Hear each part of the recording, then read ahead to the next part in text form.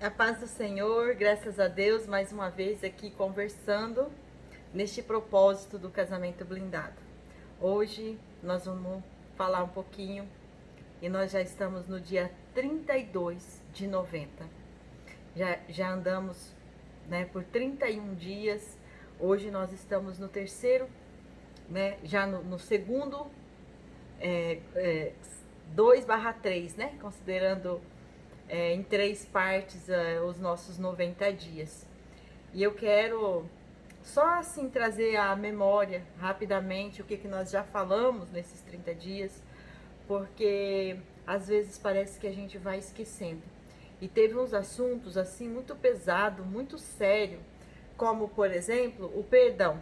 E inclusive esse do perdão, eu falei só um pouquinho, 5 minutos, não deu nem 7 minutos, porque é um assunto muito sério, é um assunto muito forte, é um assunto muito pesado. E muitos de nós não estamos nem preparados para falar sobre isso. Por quê? Porque depende de um reprocessamento mental muito forte, muito fora daquilo que nós estamos preparados.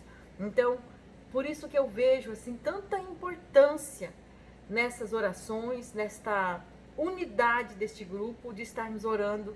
Ontem à meia-noite, quando eu também fiz parte da oração da meia-noite, que maravilhosa, que momentos de revelação de Deus para nós ali, falando sobre acreditar, mesmo que a nossa visão seja como aquela de Ezequiel, de um vale de ossos secos. E eu então quero lembrar que nós falamos de perdão ontem, falamos de arrependimento, falamos de traição. Isso nós fomos falar depois de que nós tínhamos falado de quê? De uma semana inteira falando sobre ouça, cresça, amadureça, reaja, aceita e reconstrói. E aí persevere. Daí nós falamos de tudo isso, ouça, cresça, reaja, persevere, reconstrói e tal. E aí com propósito de vencer, de romper. E na sequência vem quebra desse para nós. Traição, arrependimento e perdão. Então, quando nós estamos falando de um tratamento de que nós olhamos para dentro de nós e começamos a perceber que precisamos ouvir mais alguém, e com essa disposição em ouvir quem está falando conosco, quem está caminhando conosco, vamos crescendo junto, vamos amadurecendo a ideia. Então ali nós vamos agindo e reagindo de acordo com as coisas que vão acontecendo. Então ali vai vindo as dificuldades, mas vamos perseverando. Por quê? Porque temos um propósito, porque queremos continuar juntos, porque queremos corresponder com a expectativa de Deus acerca do nosso casamento. Mas aí, quando a gente ouve falar aqui da traição, no meio desse processo, é como se chegasse assim e quebrasse as nossas pernas. E eu sei que aqui no meio do grupo tem bastante gente passando por essa dificuldade, bastante mulheres e homens, que foram traídos. E lembrando, como eu já disse no dia que eu falei de traição, que a traição não é somente o adultério. Isso sim é o caos, é o ápice da traição.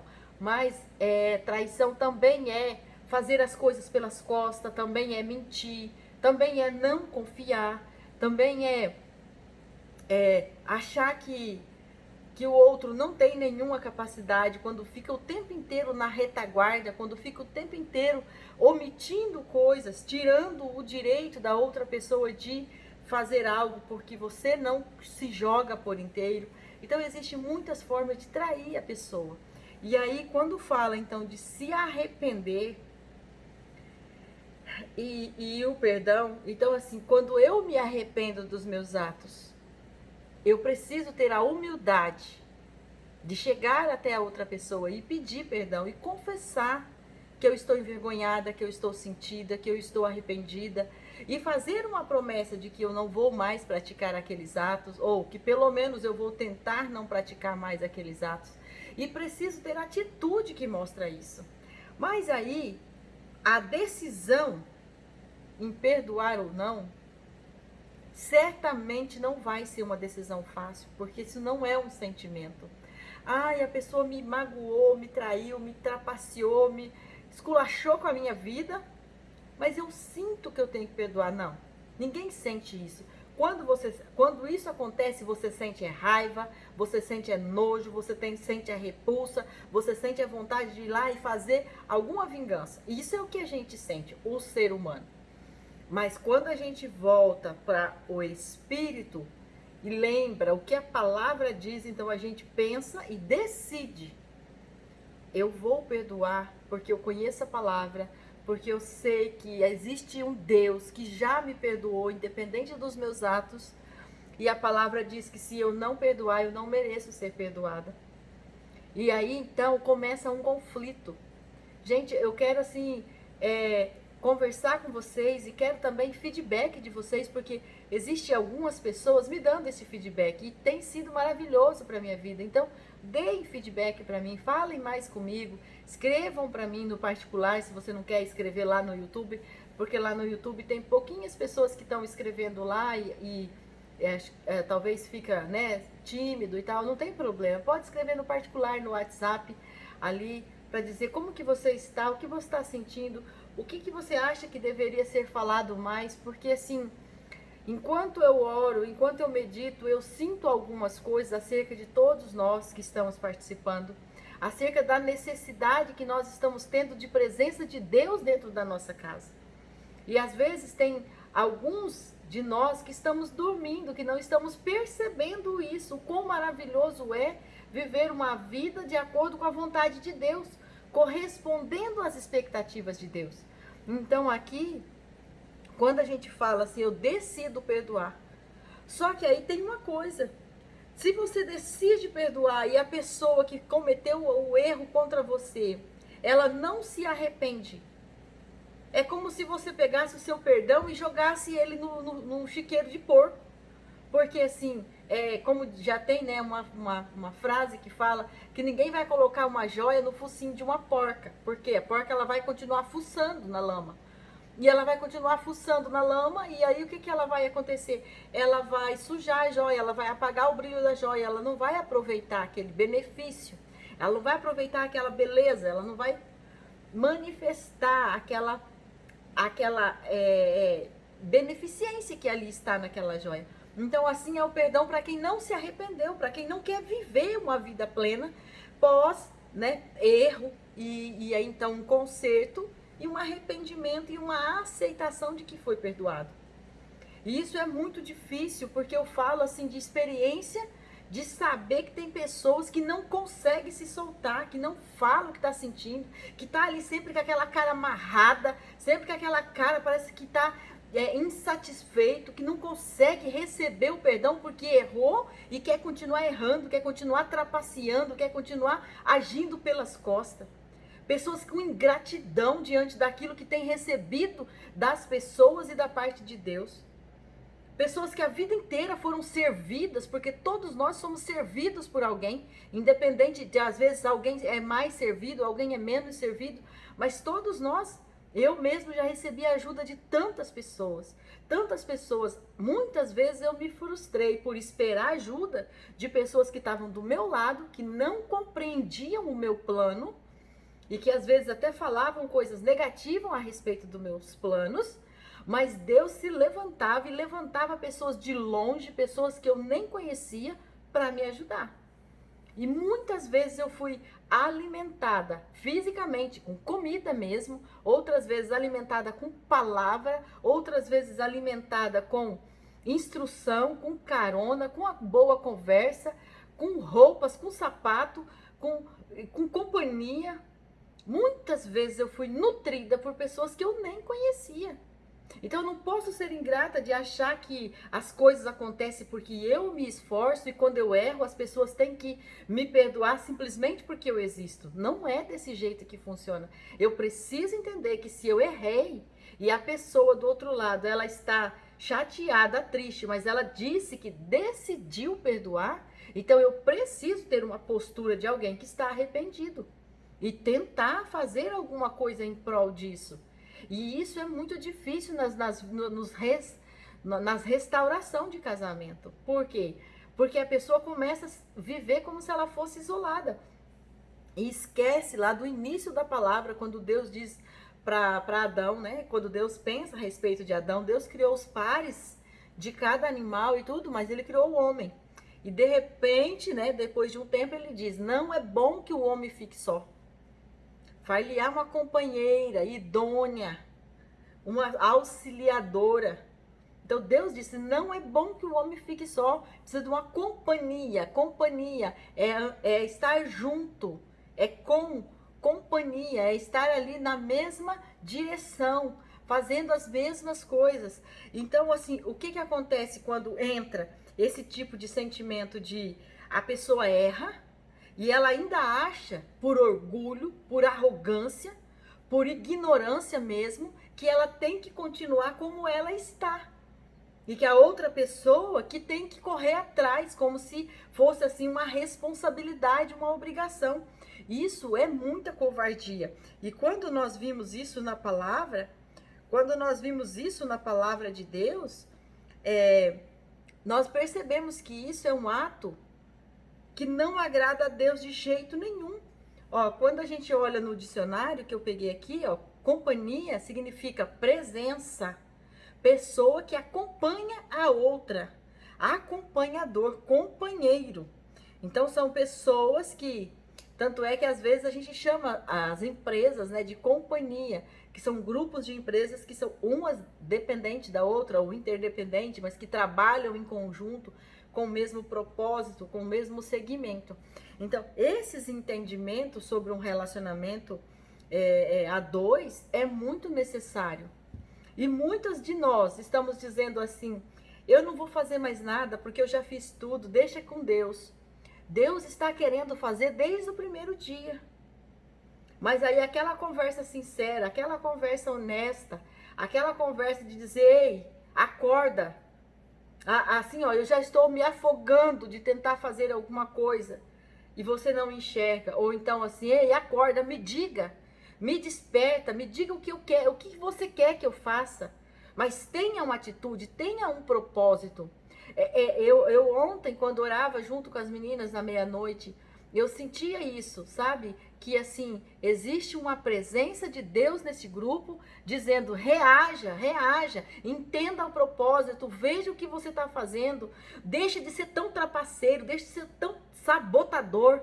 Deixa de agir pelas costas da pessoa que Deus colocou do teu lado para ser seu companheiro, seu ajudador, sua companheira, sua ajudadora. Vocês não são inimigos, vocês são uma só carne. É como se Deus tivesse assim, e Deus está falando isso o tempo inteiro para nós.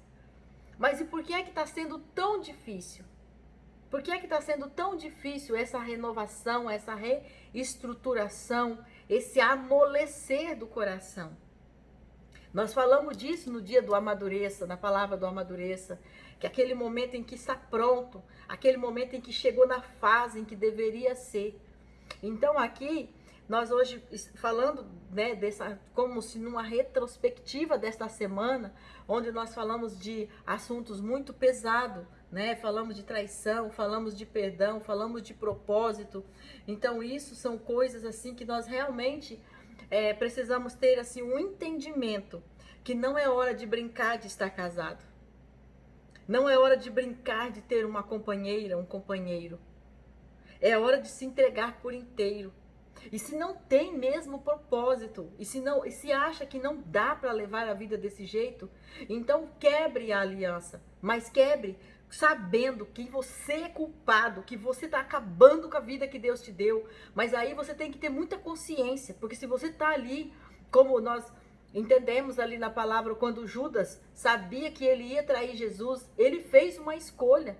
Aqui, desconsiderando o propósito de Deus nisso, porque tinha que acontecer desse jeito, porque já era previsto, mas assim, se a gente pegar isoladamente o que Judas fez, Judas sabia que Jesus era o Cristo, que Jesus era o Messias, mas ele os olhos dele se agradou mais da proposta das 30 moedas, que ele sabia também que essas moedas não daria para ele viver o resto da vida, que não era tudo o que ele precisava, mas ele fez aquilo porque ele era orgulhoso, porque ele era arrogante, porque ele estava ali, ele estava junto, mas ele não fazia, não se sentia parte, não se sentia pertencente, não se sentia honrado por estar no meio das pessoas que estavam sendo treinadas diretamente pelo mestre.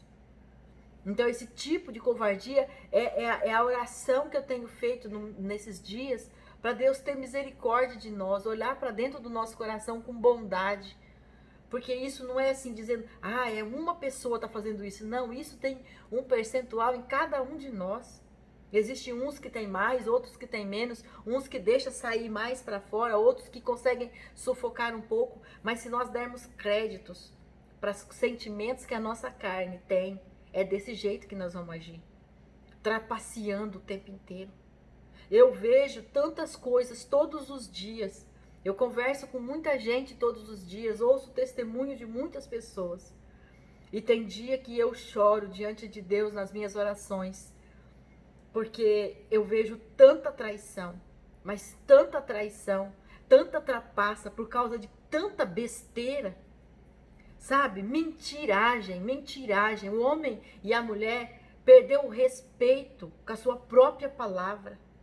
Deveria fazer uma coisa, faz outra. Se mete em contratos, em parcerias, em negociações e fazendo alianças com pessoas lá fora, sem comentar dentro de casa, sem tratar dentro de casa, sem ajustar dentro de casa. Amizades desnecessárias, amizades que levam para o caminho do mal, bebedeiras, sabe, coisas terríveis, e não é só assim, os homens estão fazendo isso, homens e mulheres fazendo isso. Existe um nível de irresponsabilidade dentro do relacionamento, onde parece que colocaram na nossa mente que é assim, que nós só temos que ganhar. Aí a pessoa ganha ali por 10, 15 anos, 20 anos, e aí quando chega a hora que ela tem que mostrar alguma coisa, aí sobe a arrogância, sobe o orgulho, sobe a prepotência. Aí acha que é senhor dos negócios, acha que é senhor da situação, acha que é dono do mundo. Então assim, isso tem acontecido muito. Outro dia mesmo, um casal com problemas graves. Por quê? Porque a mulher começou, ela não trabalhava antes, e agora ela começou a trabalhar faz um tempo.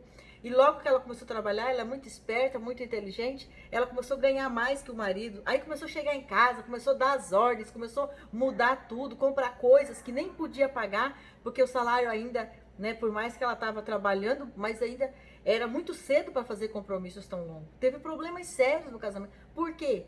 Porque não podia ter dinheiro, porque não sabia equilibrar a casa, porque não sabe equilibrar o que tem na mão. Tem de parar dessas meninices. Tem de parar com essas meninices, tem que olhar para as coisas sérias, criar uma linha de raciocínio de acordo daquilo que Deus tem falado que é um padrão no casamento. Amor, respeito, cuidado, planejamento, organização, direção, controle. Num propósito de vida longa, sabendo que o propósito da família é fazer uma geração, é deixar uma descendência, é deixar um legado. Não é, porque ninguém fez nada por mim, também não vou fazer nada para os meus filhos. Não é isso, não é fazer as coisas para os filhos, mas é mostrar que você tem uma rotina decente, que você é grato, que você mereceu cada degrau que você galgou com alegria, com satisfação, com gratidão no coração, porque Deus te deu o privilégio de ser um vencedor. Porque tudo que você fez, mesmo que você fez com esforço, mesmo que você fez com muita garra, com muita determinação, você só fez porque Deus permitiu, porque você tinha saúde, porque você tinha sabedoria, inteligência, e isso é dom de Deus. Porque se Deus não tivesse dado sabedoria, você não teria condições de executar nenhuma função. Se Deus não tivesse dado uma oportunidade, você não teria nenhuma condição de você executar uma função em algum lugar, ter tido um emprego ou um cliente, ou um salário decente. Então tudo isso precisamos entender dentro desse processo do que nós estudamos essa semana. Fazendo esse review aí, dessas conversas que nós tivemos essa semana. Quando nós falamos aqui, escolha, propósito, traição, arrependimento e perdão. esses pensamentos assim, pensar com seriedade, com muita seriedade, de pensar quais são os seus passos, que legado você está deixando, qual é a sua história, qual é a sua história? É a história de alguém que em nome da profissão perdeu a família? É a história de alguém que por causa de uma pessoa que deu um crédito lá na rua, você largou sua esposa, largou seu esposo? Você quer que essa que seja a sua história? A história de alguém que fez as mesmas coisas erradas que o seu pai fez, que o seu avô fez? O abandono que o seu pai fez com você, é isso que você quer que os seus filhos contem de você? A vida miserável que os seus pais talvez tiveram, ou seus tios, ou quem te criou, de amargura, de ressentimento, de tristeza, é esse legado que você quer deixar para os seus? Então é hora de pensar, porque nós já estamos aqui, ó, no segundo terço do nosso propósito, e no final desse propósito nós precisamos ter testemunhos para contar, de dizer, eu avancei, eu cresci, eu amadureci, eu aprendi a reagir de maneira diferente, eu consegui reprocessar as minhas crenças limitantes que me punham para baixo, que me deixavam fazer coisas erradas. Eu entendi que eu tenho um objetivo, eu tenho que cuidar da minha alma, para não deixar a minha alma me trapacear. Eu entendi que eu preciso viver 100% aquilo que Deus tem preparado para mim.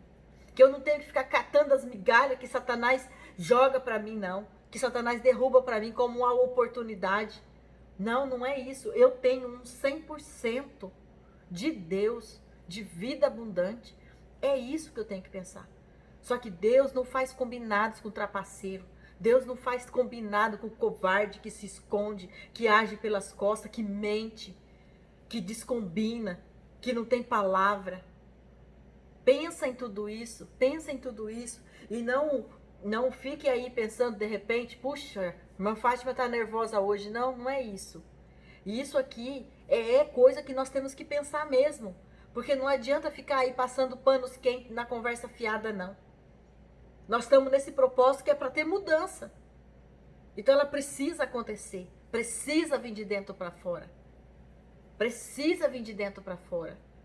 Estou falando aqui para olhar para dentro de você. Eu tenho olhado para dentro de mim, tenho encontrado coisas, tenho tentado me consertar e eu sei que antes dos 90 dias haverá uma abundante chuva da graça de Deus sobre a casa daqueles que confiarem nessas palavras.